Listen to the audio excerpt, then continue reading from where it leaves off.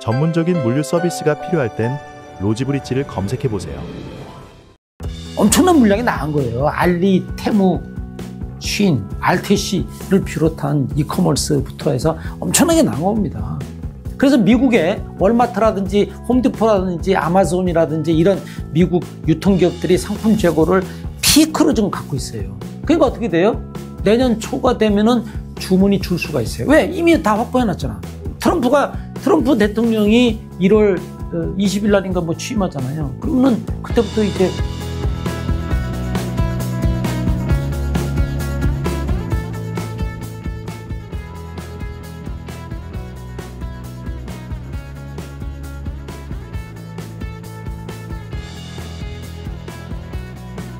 한국무역협회가 말이죠. 컨테이너 해상운임 변동 특징과 2025년 전망 이래가지고 11월 1일자로 보고서를 냈습니다. 여기에 요약은 내년도 컨테이너 해운선사 시장은 해운 수요의 제한적인 증가. 그러니까 증가가 별로 없다는 거지.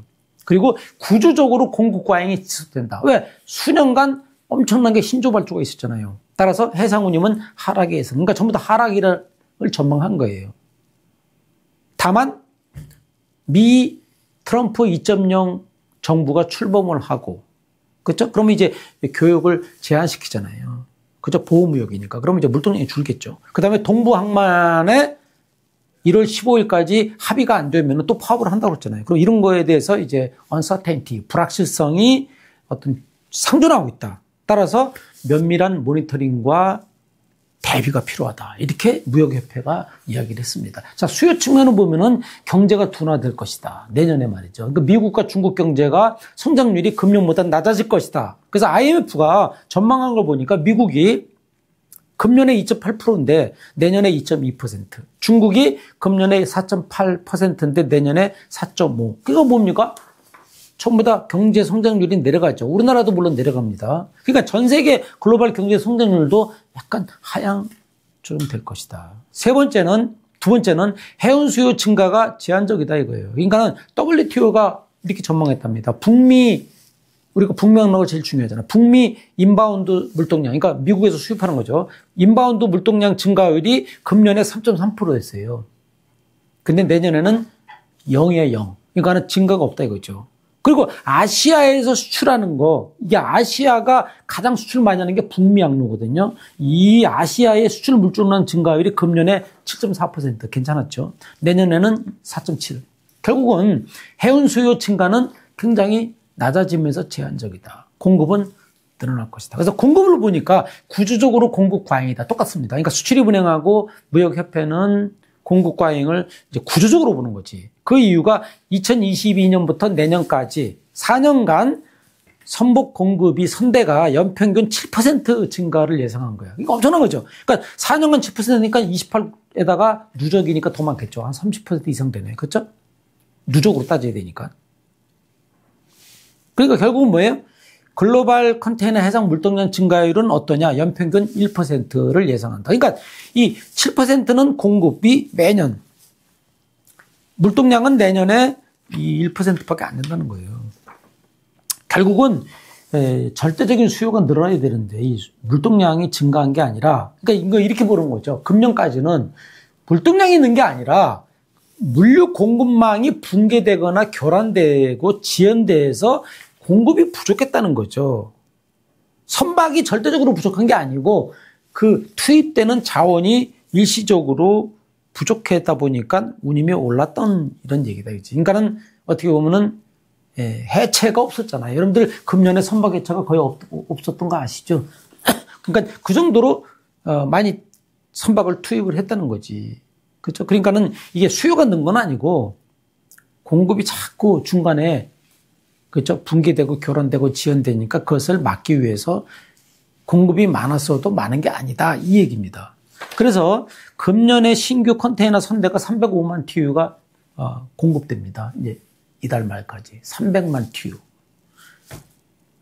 내년에는 206만 TU. 그렇죠? 그러나 여전히 엄청난 물량이 지금 컨테이너 선대가 늘어나요. 지금 현재 제가 그 알파라이나 닷컴에 들어가서 지금 현재 글로벌 선대 총량을 보니까 6,699척이에요. 현재 6,699척. 거기에 3,100만 TU 정도 되더라고. 이게 엄청난 겁니다. 3,000만. 근데 지금 발주 나가서 들어올 게 또 엄청나요. 그게 500만 TU 이상 됩니다. 제가 알기로는 아마 아직 들어올 수 있는 게 아마 못 들어와도 한 6,700만 TU 될 겁니다. 그렇게 되면은 나중에 어떤 현상이 나냐면 팬데믹 이전에 글로벌 선대의 총량의 약 35%가 늘어나는 겁니다. 굉장히 심각한 거죠. 수요가 35% 느는 건 아니잖아요. 그렇죠? 자, 그래서 무역협회에서 이제 운임 하락 요인을 두 가지로 봤어요. 하나는 선목량이 너무 늘고 있다. 그래서 선복이 공급이 너무 이게 늘다 보니까 운임이 하락할 수 있다, 내년에. 두 번째는 성장률이 정체되기 때문에 중국, 일본, 한국, 독일 이런 나라들이 주요 수출국이잖아요. 이런 나라들의 성장 둔화가 전망된다. 그러니까 성장이 둔화된다는 얘기는 물동량이 둔화된다는 얘기죠. 그렇죠? 우리가 항상 경제 성장률과 물동량과는 거의 비례적으로 갈 수밖에 없잖아요. 자, 기타 유의사항은 무역협회는 이렇게 얘기했습니다. 미국의 대선 영향으로 미중 디커플링, 보호무역주의가 그다음에 관세 정쟁으로 인해서 중국발 선적 물량이 조기에 나간 겁니다. 그래서 제가 얘기했잖아요. 6, 7, 8, 9 이때 엄청난 물량이 나간 거예요. 알리, 테무, 쉰, RTC를 비롯한 이커머스부터 해서 엄청나게 나간 겁니다. 그래서 미국의 월마트라든지 홈디포라든지 아마존이라든지 이런 미국 유통기업들이 상품 재고를 피크로 지금 갖고 있어요. 그러니까 어떻게 돼요? 오히려 내년 초가 되면은 주문이 줄 수가 있어요. 왜? 이미 다 확보해놨잖아. 트럼프 대통령이 1월 20일 날인가 뭐 취임하잖아요. 그러면은 그때부터 이제 난리 날 텐데. 그러니까 결국은 그 이후에는 수요가 감소할 수 있다. 왜냐면 제가 왜 이런 말을 드리냐면 우리가 이런 거잖아요. 예를 들어서 담배 가격이 다음 달 1일부터 50%가 오른다. 이러면 어떻게 됩니까? 담배 엄청 사잖아요, 미리. 그렇죠? 그러면은 담배를 많이 샀어요. 그러면 일시적으로 수요가 가수요가 생기죠. 가수요가 생기니까 가격이 막 오를 수도 있고 막 밀거래가 이루어져요. 그렇지만 인상이 되고 난 다음에 어떻게 돼요? 담배에 대한 수요가 줍니다. 왜? 담배를 예를 들어서 담배의 가수요가 2배라면 만약에 담배를 2배어치를 미리 사놨어요. 사재기를. 그렇지만은 가격이 인상이 단행이 된 다음에는 담배 수요가 줍니다. 왜? 담배를 2배 피는 건 아니잖아요. 인간은 담배 피는 건 양은 정해져 있다 이 말이지, 총량은. 우리가 쌀값이 만약에 다음 달에 2배가 오른다. 그렇다고 해서 밥을 2배로 먹지는 않잖아요. 일시적으로 오르는 건 있겠지. 또 일시적으로 가수요로 쌀을 많이 사재기하겠죠. 하지만 어느 시점이 지나면은 쌀을 안 삽니다. 왜? 사놨으니까. 밥을 6끼를 먹을 수는 없잖아요. 물론 이제 똑같은 비례는 아니지만, 비교는 아니지만, 그런 생각을 저 나름대로 해봅니다. 자, 그 다음에 미국 동부 항만은 파업이 아직까지도 가능하다. 따라서 이제 1월 15일까지, 항원노조하고 그 미국의 항원 노동자 협회하고, 사용자 협회하고 합의가 안 되면은 또 파업이 되면은 또 해상운임이 오를 수 있다. 그 다음에 이제 내년 초에 중국의 춘절 있죠? 하고 그 파업이 중첩될 수 있어요. 그쵸? 1월 15일이 파업 데드라인인데 그러면 춘절하고 이제 맞물려가지고 이럴 경우에는 혼란이 올 수 있다. 이런 식으로 무역협회는 이제 예상을 했습니다. 자, 그 다음에 마지막으로 나이스 신용평가. 여러분들이 신용평가 회사 있잖아요. 이 나이스가 유명하잖아요. 나이스. 그쵸? 그래서 나이스 신용평가에서, 이거 엊그저께네. 12월 4일 날 발표한 건데, 나이스 인더스트리 아웃룩 해상운송. 이렇게 발표를 했어요. 그러니까는, 2025년 전망 아웃룩. 그쵸? 그래서 산업 전망인데 해상운송을 전망한 겁니다. 그래서 요약하자면은 내년도 해상운임은 전반적으로 하락할 것이다. 따라서 기업들의 대응 전략이 중요하고 기존에 축적된 재무적 안정성이 위기 극복에 도움이 될 것이다. 그러니까 나이스 신용평가 입장에서는 이 신용도를 중시하는 거죠. 안정성. 여러분들이 기업의 지표 중에 안정성이 있잖아요. 그게 이제 재무적 지표 중에 되게 중요하잖아요. 결국은 삼성이나 LG나 포스코나 현기차는 위기 때문에 많이 지금 이게 축적해놨어요. 현금을 투자를 좀 잘 안 하고 그렇죠? 그러다 보니까 이런 것들이 이제 대기업 집단은 가능한데 나머지 기업들이 이게 안 되는 거 아니에요. 그리고 또 장기 계약 비중이 높고 다각화된 사업 구조를 가진 기업의 경우에는 상대적으로 내년에도 안정된 실적을 유지할 것이다. 이렇게 얘기를 했습니다. 그렇죠? 우리가 이렇잖아요. 해상운임도 우리가 장기 계약, 제가 항상 얘기지만은 SC 계약이잖아요. 서비스 컨트랙트. 그래서 이 운임을 딱 고정시켜가지고 1년 계약을 해놓으면 물론 이제 그 와중에서도 약간 좀 탄력적으로 변경 계약을 하기는 해요. 하지만 이제 기본적으로는 장기 계약이 어느 정도 약간 고정 계약이거든요. 그러면은 운임이 폭락하거나 폭등할 때도 그 리스크를 풀링할 수 있거든요. 해지할 수 있다는 얘기지. 그리고 사업을 CJ 대한통운 같이 다각화된 회사가 유리합니다. 그렇죠? 왜냐하면 CJ 대한통운은 제가 얘기했지만은 뭐 택배하죠, 국제물류하죠, 항만 하역하죠, 뭐 운송하죠, 중량물 하죠, 뭐 5만 가지 다 하잖아요. 그러니까 5만 가지 다 하니까 들쑥날쑥 이게 있지만 결국은 다 합치면은 안정적인 사업 구조로 갈 수 있어요. 하지만 해운선사는 해운밖에 안 하잖아. 해운이 안 좋으면 바로 그냥 직격탄입니다. 제가 항상 얘기하잖아요. 그래서 다각화를 해야 된다. 해운 다각화가 아니고 사업 다각화를 해야죠. 그게 힘들면 물류 다각화를, 그러니까 해운만 할 게 아니라 물류 3PL, 창고, CY, 철도, 내륙운송 뭐 등등 뭐 이런 것들을 해야 된다. 자, 그래서 이 나이스 신용평가가 내년도가 이제 운임이 내려간다고 그랬잖아요. 여기 원인이 뭐냐? 첫 번째, 글로벌 경제가 둔화. 똑같아요. 그러니까 세계 기관이 발표한 보고서를 보면은 미국의 보호무역주의가 강화되고 중국의 부동산 경기가 회복이 좀 안 되고 있어요. 안 되는 게 아니라 오히려 버블이 터질 수가 있어요. 그 다음에 이 미들리스트, 중동 분쟁이 만약에 장기화된다면, 그렇죠? 이게 만약에 한 큐에 휴전이 되고 이러면 이제 오히려 좋아지겠지. 그러나 이게 만약에 지지부지 만약에 잘 안 되면은 글로벌 경제 성장이 둔화될 것이다. 이렇게 전망했습니다. 두 번째는 공급과잉. 그러니까 뭐냐면 이 보고서 세 개가 전부 다 똑같이 얘기하는 거예요.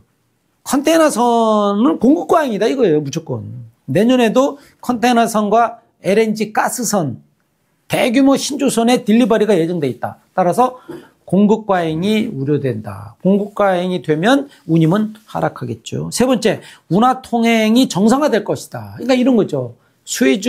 파나마 운하가 카톤 호수가 정상적으로 이제 갈수기나 이런 게 이제 다 회복이 돼가지고 통항 제한이 완화되면은 이제 운임이 좀 안정되겠죠. 그렇죠?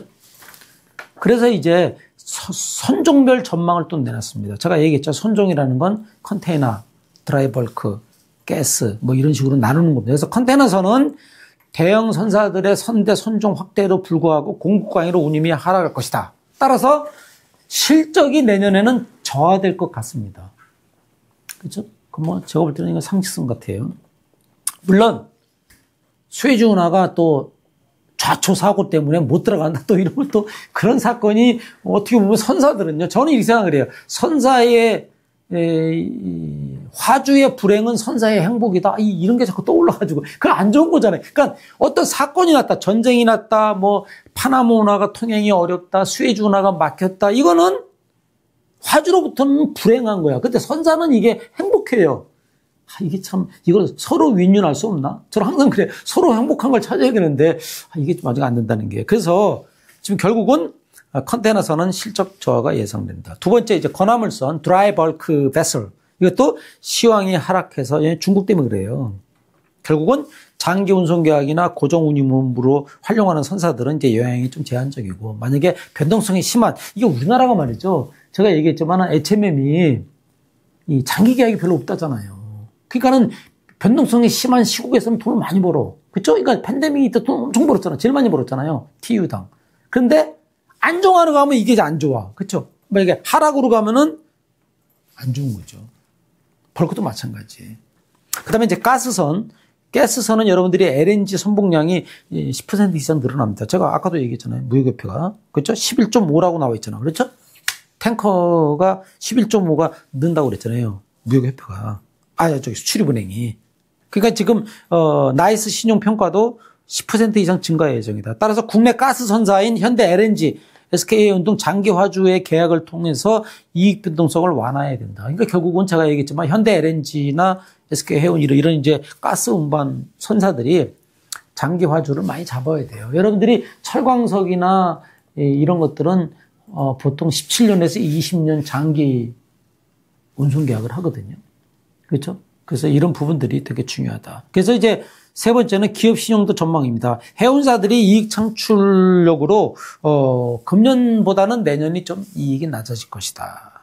따라서 선대가 늘어나고 친환경 규제 대응을 위해서 자금이 필요할 겁니다. 결국 이제 친환경을 누가 먼저 잘 하느냐. 왜냐하면 친환경을 하려면 돈이 들어가야 되잖아요. 그렇죠? 이런 부분에 그래도 이제 HMM이나 페노션이나 큰 회사들은 그나마 괜찮아요. 근데 이제 중소 영세 선사들이 답이 없어요.